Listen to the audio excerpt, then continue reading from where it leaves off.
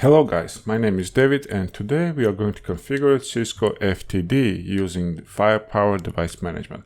That's going to be local management, not the FMC, and we are going to deploy it in the EVE-NG. So here's my EVE-NG, and let's add the new node. That's going to be Firepower 6, and we're going to use 6.7 version, and let's enable it. Now for the ISP, we are going to add the new cloud, which is simulated ISP living on my firewall. It has the public IP address, but in reality it's just a LAN subnet. For this Firepower, that's gonna be ISP, and it's on Cloud 3. Now, what's this Cloud 3? Cloud 3 is the fourth interface on the EVE-NG virtual machine running on the ESXi. And that fourth interface is connected to the VLAN that goes to my firewall on one of the subnet, one of the routed interface. Okay, so that routed interface has the public IP address specifically for this lab. And that's going to be simulated ISP for our Firepower. And let's connect it to the Gigabit Ethernet 00. For the management, we are going to use this computer where we are connected now. This computer has two interfaces. One is the management interface, which I use right now to RDP to this Windows machine. And the second is going to the VLAN that is connected to the third interface of the EVE-NG virtual machine that comes here as the Cloud 2. Okay, so this Cloud 2 and my computer's LAN interface are on the same broadcast domain. So I'm going to connect management interface to manage the firewall, and also I'm going to connect Gigabit Ethernet 01 for the LAN connectivity. So now imagine that there is a switch, layer 2 switch between firewall and my computer, and my computer is plugged to that switch, and then both management interface and inside interface of the firewall is also plugged to the same switch. So we are going to wait around maybe 8 minutes for this to boot, but before that let's add some of the information here. Our public address is going to be 12.34.56/24, and on the ISP side we have /.1, and on the firewall side, let's increase this a little bit. On the firewall side we will have .11, I guess. Yeah, 11 is okay. Let's move up a little bit. Now, on the inside interface, we want to have the subnet. So default subnet is 192.168.45.0/24, and the firewall will have two IP addresses within the same subnet.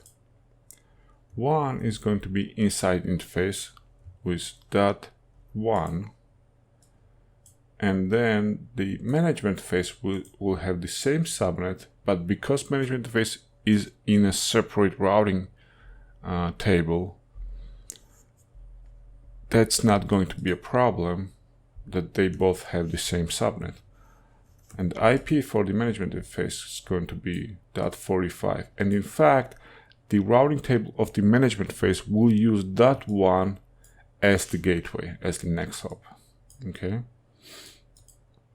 Now, when we configure this firewall initially, it will run the DHCP service on the Gigabit Ethernet 01, which will give us the IP address here on this interface, and then we can, communicate with the firewall using the data interface, not only management interface. Let's wait. It's going to take some time to boot the firewall, and then we can configure this this firewall from the CLI to put some management IP addresses. Okay, so our firewall is ready to be configured through the CLI, and let's put the default username, which is admin, and default password is admin123 with the uppercase A. And let's read the agreement, of course, completely carefully, like we always do, and agree on that. Let's put the new password, which I'm not going to tell you. And question, do we want to use IPv4? And of course we want. Do we want to use IPv6? We don't. Do we want to configure the IP address manually on the management face? Yes, we do. And that's going to be IP address, that's going to be the mask, and this is the gateway. Now, this gateway is for management face. Now, if these both interfaces are going to be in the one broadcast domain, then the management face can use data interface as the gateway, which is usually the case on most of the, at least small businesses. Now, the firewall hostname is going to be FTD. Let's name it New York FTD or New York Firewall 01. This is the DNS servers. We don't change the DNS servers. We are going to use Cisco Umbrella DNS servers, and we don't want to search domains. And we hit the enter and wait a couple of minutes. Here we'll get the question if we want to manage this firewall locally or through the FMC, and we don't have the FMC right now in this lab, and this video is about configuring the firewalls using Firepower Device Manager, which is a local. So I'm gonna hit the enter and apply default yes on the question if we want to manage this device locally. Now, once this is configured, then we can go ahead and log into the IP address 192.168.45.45, which is the default IP address of the management face. Let's run some ping and see if this IP is already reachable before we try to log in. I'm pretty sure it's already reachable, yes. And is the .1 also reachable? Well, not yet. At least we cannot ping it. Okay, let's go into Firepower Device Manager. And it is not ready yet to log in. That's okay. We are going to wait. It will take some time. All right, after several minutes, I think we are ready. Yep, we can log into we can open the page. Now let's log in the admin and our new password, which we put in the CLI, if you do remember.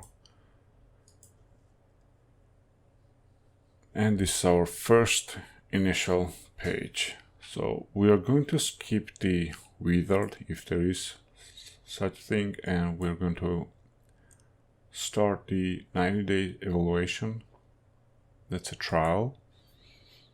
And we're going to configure this firewall now using this Firepower Device Management. We're going to put the outside IP address. We can change inside the IP address and the DHCP. We can put routing table, default route, change the management access from management port to the data port, not change, actually add the data port, and things like that. Okay, so let's go to the interface, and this is my interface list. As you can see, the inside interface already has the IP address, but outside interface doesn't. So let's go on the outside interface, change the type to static, and then put the static IP address 12.34.56.11, and subnet mask can be 255.255.255.0, and okay. Now, after this, we also want to add the static route using this specific interface, using the outside interface. For that, we are going into device management again, and here's the routing. We click view routing information, and we click create static route under the static routing. And let's name it default route. We don't need description. We want to use the outside interface, gigabit 0/0 for the default route. And we want to say that if we go to any IPv4, we want to use this gateway. And our gateway is going to be 12.34.56.1. Yes, 1. Now 1 is this one here. So we are saying basically that, no, actually that's, that's not, here's the one. This is the one we are using in the default route. Okay, 12.34.56.1. 12.34.56.1. And let's click OK. Now, we configure the outside interface, outside IP address, and the routing table. We can change internal IP address and the DHCP if we want to. And let's change that. Go into interfaces, and here we can change DHCP now here, or we can delete and do it from the settings. Let's delete this and do it from the settings.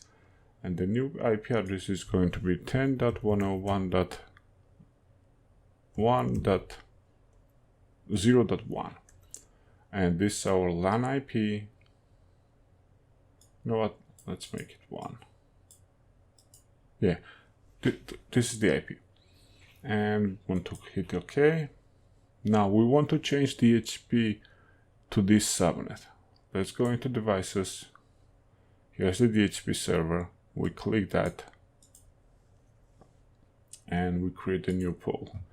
New pool for inside interface 0.1, and then it starts from 10.101.0.50, for example, to 200, and enable this DHCP. Now we also want to enable the DNS. For that, let's go configuration and tell the DHCP that you want to also give out the DNS server information, and let's say use options open DNS, I mean, and here's our Cisco umbrella DNS IP addresses. Let's save it and then go under the device DNS servers.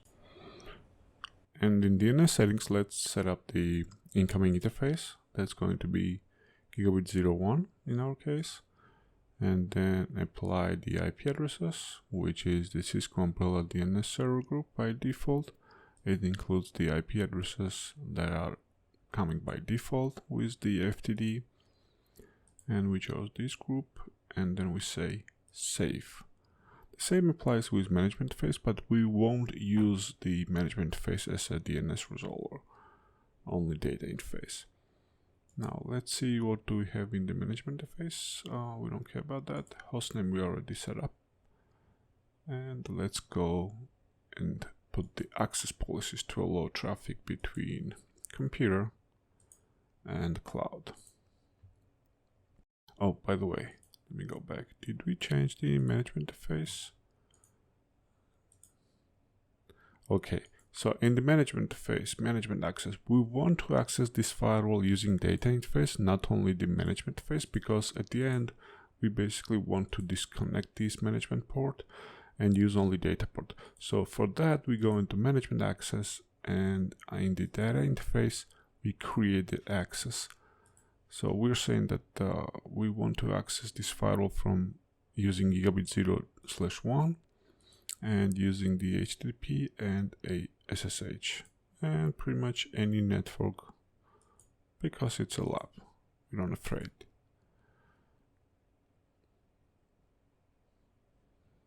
Okay, and let's leave it like that. Management web server, we don't change, and AAA we don't change. Okay, go back to policies and let's create a policy. Now in the policy, we want to use the zones if the security zone is already set up. And if you go here and check, not here actually, here on the security zones, we have inside zone and outside zone, and none of the interfaces are within these zones. So when we create the policy, if we choose the zone, let's say if we say that match traffic coming from inside zone, then this rule won't match any traffic because in the object's security zone doesn't have any interface in it. This is how you choose the interface. Okay, so we want to put, if we want to use zones, and then we want to put interface inside that zone, and let's put the 01 in the inside zone and 02 inside the outside zone, and this is the outside zone. Now when we create the policy, we can match the zones. We can say that if traffic comes from this zone, then match it, and that's what we are going to do. Inside zone, and destination is going to be outside zone. The network can be any, or we can create specific network. Let's use the any port, any destination, any port, and okay. Now we don't want to differentiate with applications or anything else.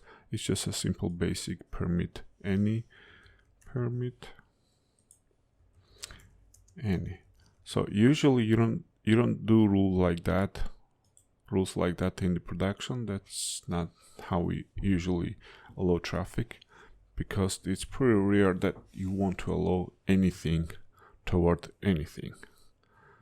Now let's create the NAT, because remember, this network is private address, and we want to translate it into the public IP address so it can be routable inside the ISP and in a public internet. So for that we need to translate this subnet into the IP of this subnet. Okay, let's do create a rule. Now let's enable the NAT, because we want to translate this subnet into this subnet, and we choose name is going to be internet NAT. It's going to be dynamic type, because we translate the entire subnet into one IP of this subnet, and the source interface is going to be 01. Source address is going to be any, or you know what,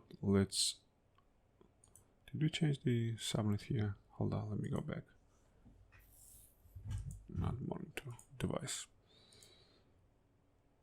10.10. Okay, let's create the object and use that object in the NAT. I don't like putting any anywhere, like in NAT and rules. We already did rules. That's okay. So let's do the NAT correctly. We want internet NAT dynamic before auto NAT, and then we want source to be 01, destination to be 00, gigabit 00. Source address, let's create the one.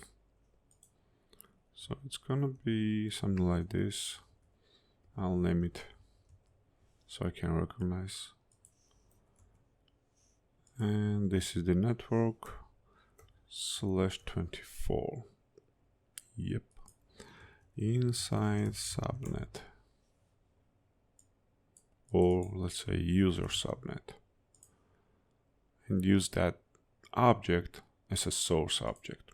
Okay, and destination address is going to be any. That's okay. Source port is going to be any. Destination port is going to be any, for an obvious reason. And we want to translate this source address into interface, or what we can do is create a new IP address, let's say 10.12.34.56.5, for example, and use that IP address as the NAT IP address, public NAT IP address, in which our inside network will be translated.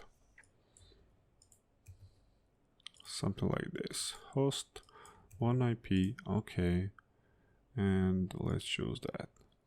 Okay, so now if you open the diagram, you'll see that any of the IP address going to any destination, any of the IP address from this subnet using any source port going to any destination on any port coming from inside the interface going through the router, firewall I mean, and then leaving the firewall using outside interface will be translated into this IP address, and the source port, destination address and destination port is going to be the same unless ports are already being used.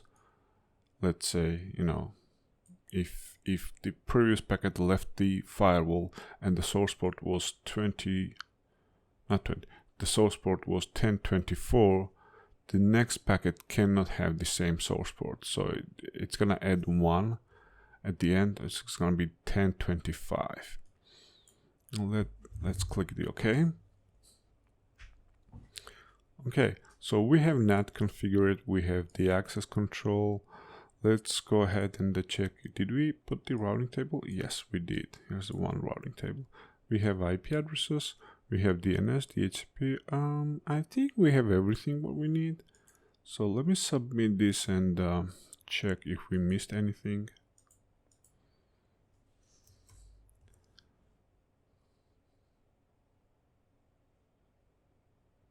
Okay, so I have a list. We did the outside IP, we did change the inside IP, inside subnet. We configured management access, we configured default route, DHCP server, DNS server, access policies, and the configured NAT. Yeah, that's supposed to be enough. So let's wait. And oh, by the way, now because we opened the access through the data port, what we can do here is disable the management port. Let's say here, this one. We can disconnect this. This is one of the benefits of having EVNG Pro. You can disconnect and add cables while the nodes are up and running. That is very, very good. And deployment is in progress. Let's go ahead and disable this port. Now, this is let me show the settings of this network interface card. You see, it shows default, but as an alternate configuration, I have static IPs. That means if my computer won't be able to get the IP address from the DHCP, then as a backup, it will use this static IP. It's pretty convenient, to be honest. And then let's restart this interface to get the new IP address from the firewall. And let's hope the firewall already pushed all the, settings.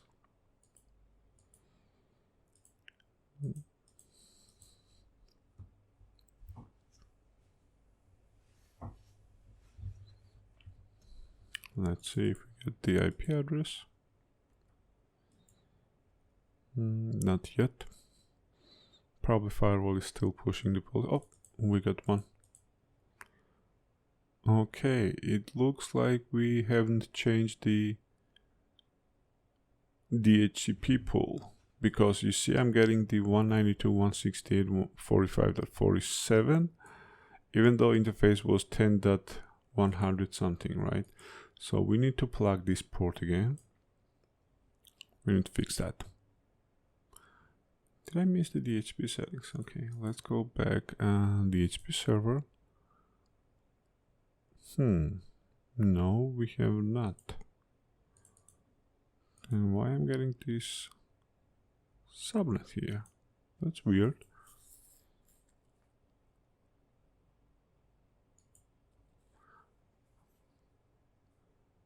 Let's go here and let's see what do we have here. That is weird. Let me renew the IP address again. Maybe it's Windows acting up. ipconfig release. Oh, come on. Okay, guys, hold on.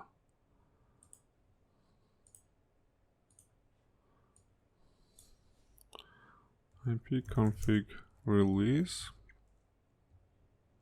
and renew.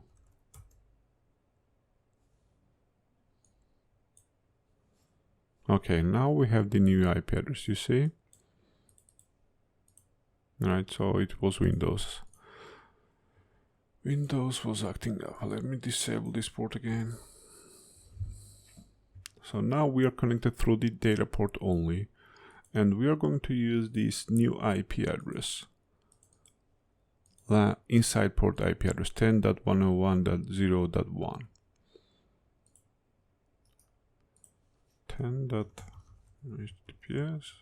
10.101.0.1. And of course we can access the firewall through the data port now, data interface.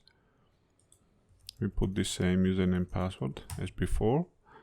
And yes, now let's see if we can ping Google.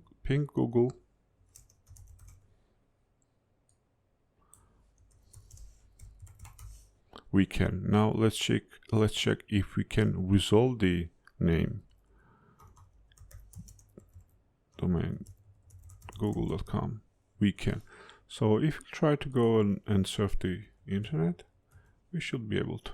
Alright, so now this computer goes to the internet through this firewall. If I disable this port, I will not be able to surf the internet.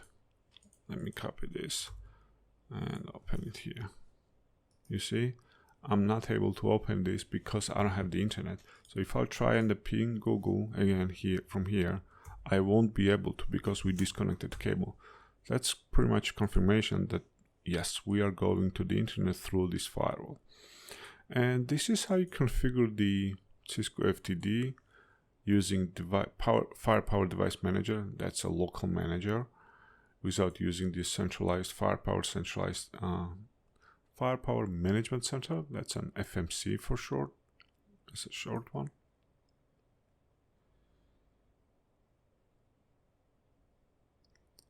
And yeah, this is it. This is how you configure. And the next time we'll probably try to add high availability unit into this setup, so we can have the failover device if primary fails, and maybe we can add some other interfaces or VLANs, for the guest access or stuff like that. But for now, this is it. Thanks for watching and have a wonderful day.